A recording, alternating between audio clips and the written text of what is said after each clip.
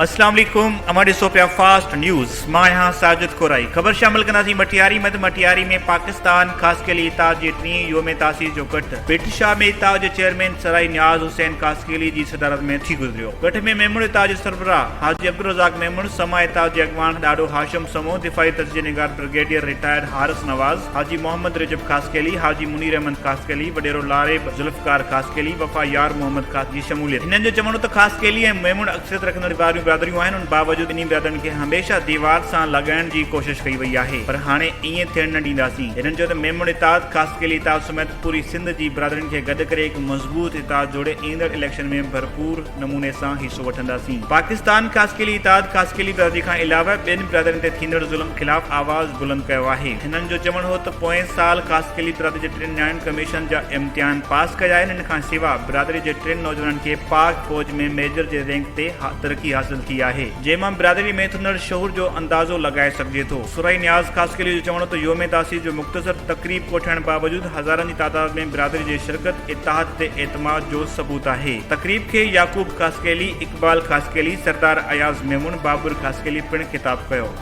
वधीक ख़बरुनि ऐं अपडेट्स लाइ ॾिसंदा रहो फास्ट न्यूज़।